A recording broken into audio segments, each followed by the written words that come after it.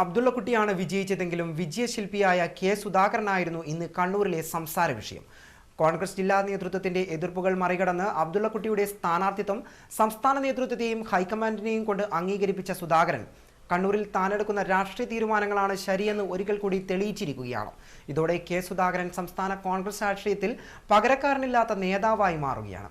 കണ്ണൂർ നിയമസഭാ മണ്ഡലത്തിൽ AP അബ്ദുള്ളക്കുട്ടിയാണ് വിജയിച്ചതെങ്കിലും യഥാർത്ഥ വിജയം കെ സുധാകരൻ എന്ന രാഷ്ട്രീയ വ്യക്തിത്വത്തിൻ്റെതാണെന്ന് പറയാതെ വയ്യ.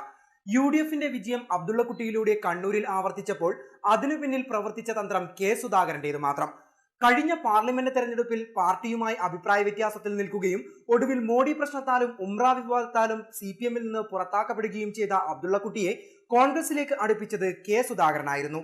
ഒടുവിൽ 2009 ഏപ്രിൽ 28-ന് കെ സുധാകരന്റെ ആശീർവാദത്തോടെ തന്നെ അബ്ദുള്ളക്കുട്ടി കോൺഗ്രസിലേക്ക് ചേക്കേറി. കെ സുധാകരന് വേണ്ടി കൈമെയ് മറന്ന് പ്രവർത്തിച്ചു അബ്ദുള്ളക്കുട്ടി. തുടർന്ന് വന്ന ഈ ഉപതെരഞ്ഞെടുപ്പിൽ അബ്ദുള്ളക്കുട്ടിയുടെ സ്ഥാനാർത്ഥിത്വത്തിൽ പരമ്പരാഗത കോൺഗ്രസുകാരായ ജില്ലാ നേതൃത്വം എതിർപ്പ് പ്രകടിപ്പിച്ചു.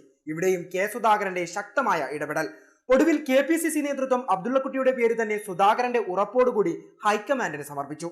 ഉപതെരഞ്ഞെടുപ്പിന്റെ പ്രചാരണ വഴികളിൽ വാദപ്രതിവാദങ്ങളുടെയും വാഗ്വാദങ്ങളുടെയും വേദിയായ കണ്ണൂരിൽ ഏറെ ചർച്ച ചെയ്യപ്പെട്ടത് വോട്ടർ പട്ടിക വിവാദമാണ്. വിവാദങ്ങളുടെ കടിഞ്ഞാൻ കെ സുധാകരന്റെ കയ്യിലും. വോട്ടർ പട്ടികയിൽ വ്യാപകമായി CPM വ്യാജ വോട്ടർമാരെ ചേർക്കുന്നു എന്ന് കാണിച്ച് ജില്ലാ ഭരണകൂടത്തിനും ഒടുവിൽ ഡൽഹിയിൽ മുഖ്യ തെരഞ്ഞെടുപ്പ് കമ്മീഷന് മുൻപിൽ വരെ പരാതിയുമായി ചെന്നു കെ സുധാകരൻ. തഹസിൽദാരുടെ ഓഫീസിലെ കുത്തിയിരിപ്പ്, കളക്ടറെ മാറ്റൽ തുടങ്ങി കെ സുധാകരന്റെ കരുക്കളിൽ കണ്ണൂർ രാഷ്ട്രീയം അഥവാ സംസ്ഥാന കോൺഗ്രസ് രാഷ്ട്രീയം തന്നെ നീങ്ങി. തീരുമാനങ്ങളിലെ അണുകിട വ്യത്യാസമില്ലാത്ത ആർജവവും കോൺഗ്രസിന്റെ കണ്ണൂരിന്റെ അവസാന വാക്കുമായ കെ സുധാകരൻ ഇതോടെ സംസ്ഥാന രാഷ്ട്രീയത്തിന്റെ അനിഷേധ വ്യക്തിത്വമായി മാറുകയാണ്.